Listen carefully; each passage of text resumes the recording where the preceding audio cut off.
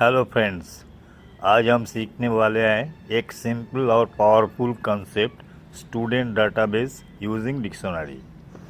इस प्रोजेक्ट में हम एक छोटा सा स्टूडेंट मैनेजमेंट सिस्टम बनाएंगे जहां हम स्टूडेंट के डेटा स्टोर, सर्च और डिस्प्ले कर सकते हैं, वो भी एक ही डिक्शनरी के अंदर। सबसे पहले हमने एक एम्प्टी डिक्शनरी बनाया है, student underscore dB equal curly braces. ये ब्लैंक डिक्शनरी वेरिएबल है। ये डिक्शनरी हमारा मेन डेटाबेस होगा जिसमें हर स्टूडेंट का रिकॉर्ड स्टोर किया जाएगा। अब हम लिखते हैं पहला फंक्शन ऐड स्टूडेंट डिक्शनरी। इस फंक्शन का काम है नया स्टूडेंट ऐड करना। सबसे पहले यूज़र से स्टूडेंट आईडी, नेम, एज और कोर्स लिया जाता है। इसके लिए 4 वेरिएबल बनाया गया है।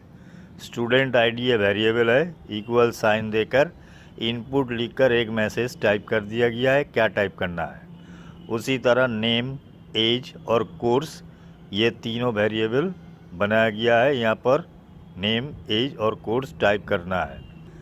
एज वेरिएबल से देखिए इनपुट के आगे INT लिखा है, इंट, मतलब ये न्यूमेरिकल वेरिएबल होगा। फिर ये डिटेल्स हम डिक्शनरी के अंदर एक नेस्टेड डिक्शनरी के फॉर्म में स्टोर कर देते हैं। स्टूडेंट डीबी जो मेन डेटाबेस है उसके अंदर स्टूडेंट आईडी जो मेन की होगा, उसके बाद इक्वल साइन देकर कर्ली ब्रेसेस के अंदर हम 3 नेम या की और दूसरा नेम है वैल्यू, एज है की, दूसरा एज है वैल्यू, तीसरा है कोर्स, ये भी किया है, और उसके बाद कोर्स जो है यूज़र जो भी एंट्री करेगा वो वैल्यू यहाँ स्टोर होगा। स्टूडेंट डीबी के अंदर हर स्टूडेंट आईडी एक यूनिक की है।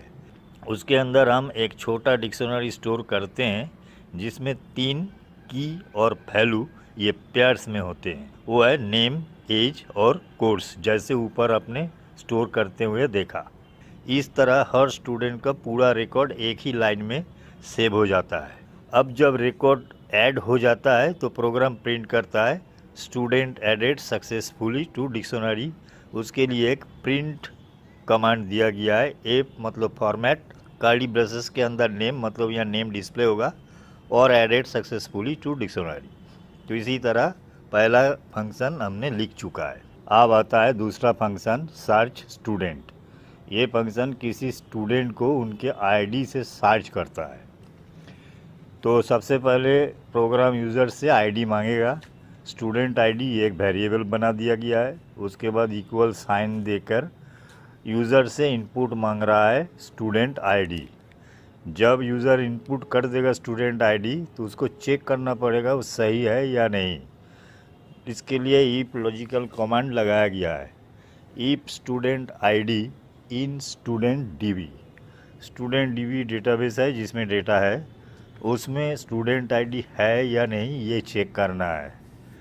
तो अगर स्टूडेंट डीबी में स्टूडेंट आईडी मिल जाता है तो स्टूडेंट एक वेरिएबल बना है और उसमें स्टूडेंट डीबी से स्टूडेंट आईडी से रिलेटेड जितनी फील्ड है, डेटा है, वो सब स्टूडेंट में एक एक लाइन करके स्टोर कर लिया जाएगा। उसके बाद हम एक डिस्प्ले करेंगे प्रिंट स्टूडेंट आईडी फाउंड, और उसके बाद बाकी 4 आईडी, नेम, एज और कोर्स, इन चारों को एक एक करके डिस्प्ले करेंगे। सबसे पहला है प्रिंट एफ मतलब फॉर्मेट, आईडी है सिंपल टेक्स्ट, और उसके बाद कर्ली ब्रेसेस के अंदर स्टूडेंट आईडी ये वेरिएबल है जो यूज़र ने इनपुट किया। उसके बाद हम डिस्प्ले करने वाले हैं नेम। नेम ये भी एक टेक्स्ट है, और ब्रैकेट के अंदर स्टूडेंट मतलब जो ऊपर स्टूडेंट वेरिएबल में डेटा स्टोर हुआ आईडी से रिलेटेड उस वेरिएबल स्टूडेंट, और उसके बाद थर्ड ब्रैकेट के अंदर नेम जो की है उसको कॉल किया गया है। उसी तरह दूसरे लाइन में एज और स्टूडेंट वेरिएबल के अंदर से एज की को कॉल किया गया है। और फिर तीसरे लाइन में कोर्स, उसमें भी स्टूडेंट वेरिएबल से कोर्स जो की है उसको कॉल किया गया है। और अगर स्टूडेंट आईडी डिक्शनरी में मिल जाता है तो इसी तरह अगर डिक्शनरी में आईडी मिल जाता है तो डिटेल्स प्रिंट होता है, नेम, एज और कोर्स। अगर आईडी डिक्शनरी में नहीं मिल पाता है तो एक प्रिंट मैसेज डिस्प्ले होगा स्टूडेंट आईडी नॉट फाउंड। ये होगा स्टूडेंट सर्च का कमांड फंक्शन। अब हम लिखने वाले हैं डिफाइन डिस्प्ले ऑल स्टूडेंट, मतलब हम जितने भी स्टूडेंट का रिकॉर्ड है वो सब डिस्प्ले करने वाले हैं। तो सबसे पहले एक प्रिंट कमांड है और इन्वर्टेड कॉमा के अंदर / देकर एन का मतलब है न्यू लाइन, और फिर प्रिंट होगा ऑल स्टूडेंट डिस्प्ले। अब हम एक लूप का इस्तेमाल करेंगे for student ID details in student dB dot items. For student ID का मतलब है हर स्टूडेंट आईडी के लिए डिटेल्स, ये है टेम्पोररी वेरिएबल, और उसके बाद इन स्टूडेंट डीबी डॉट आइटम्स का मतलब है स्टूडेंट डीबी में जितने भी आइटम्स है, जैसे नेम है, एज है, कोर्स है, तो उसको डिटेल्स में स्टोर कर लिया गया है और ये एक एक करके स्टोर किया जाएगा, जो डिटेल्स वेरिएबल बनाया गया टेम्पोररी उसमें। अब हम प्रिंट करने वाले हैं एफ आईडी, सिंपल टेक्स्ट है। उसके बाद स्टूडेंट आईडी, ये जो स्टूडेंट आईडी की है उसको कॉल किया गया है। उसके बाद नेम, ये टेक्स्ट है। फिर डिटेल्स जो वेरिएबल्स बना है ऊपर का लाइन में, उस डिटेल्स और थर्ड ब्रैकेट के अंदर की नेम। फिर एज, ये टेक्स्ट है।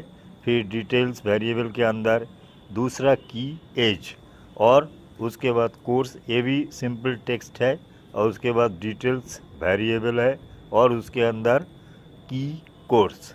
इसी तरह लूप के थ्रू हर स्टूडेंट को आईडी, नेम, एज और कोर्स एक एक करके प्रिंट हो जाएगा। अब हम लिखेंगे मेन प्रोग्राम। तो मेन प्रोग्राम शुरू होगा एक लूप देकर, जो है व्हाइल ट्रू। ये एक इनफिनाइट लूप है जो बार बार मेनू शो करता है। जब तक यूज़र एग्जिट नहीं करेगा ये बार बार दिखेगा। नीचे जो है मेनू का ऑप्शन दिया गया है, जैसे व्हाइल ट्रू, ये है लूप। उसके बाद प्रिंट का 4 ऑप्शन है। नंबर 1 में है ऐड न्यू स्टूडेंट, दूसरा सर्च स्टूडेंट आईडी, तीसरा डिस्प्ले ऑल स्टूडेंट रिकॉर्ड और चौथा एग्जिट। उसके नीचे चॉइस एक वेरिएबल बनाकर यूज़र से चॉइस मंगा गया है, इनपुट एंटर योर चॉइस। अब हम इफ लॉजिकल कमांड लगाएंगे। इफ चॉइस जो वेरिएबल है उस वेरिएबल में अगर वैल्यू 1 स्टोर है तो ऐड स्टूडेंट डिक्शनरी एक्टिवेट हो जाएगा, वो रन करेगा। और एल इफ चॉइस चूज़ करता है 2 तो सर्च स्टूडेंट ऑप्शन जो है उसको कॉल किया जाएगा, वो फंक्शन रन होगा। अगर यूज़र 3 चूज़ करता है डिस्प्ले ऑल स्टूडेंट, तो इसमें एक और इफ लॉजिकल कमांड लगा के ये पता किया जाएगा जो स्टूडेंट डीबी है उसमें अगर स्टूडेंट रिकॉर्ड है तो डिस्प्ले ऑल स्टूडेंट फंक्शन को कॉल किया जाएगा, रन हो जाएगा। एल्स एक मैसेज डिस्प्ले होगा स्टूडेंट आईडी नॉट फाउंड। उसके बाद यूज़र अगर चूज़ करता है एग्जिट, मतलब चॉइस इक्वल 4, तो एक प्रिंट मैसेज होगा गुड बाय, और नीचे ब्रेक। ये ब्रेक कमांड जो है लूप से बाहर निकाल देता है। और अगर कोई गलत ऑप्शन दिया गया है जो इस मेनू में नहीं है तो प्रोग्राम बताएगा invalid choice, please select 1 to 4। ये प्रिंट मैसेज से ये एल्स देकर इस प्रिंट मैसेज को डिस्प्ले करवाना है। तो यहाँ पर ख़त्म हो जाता है सारा प्रोग्रामिंग। तो दोस्तों, इस तरह हमने एक बेसिक स्टूडेंट डेटाबेस बनाया पाइथन डिक्शनरी के यूज़ करके।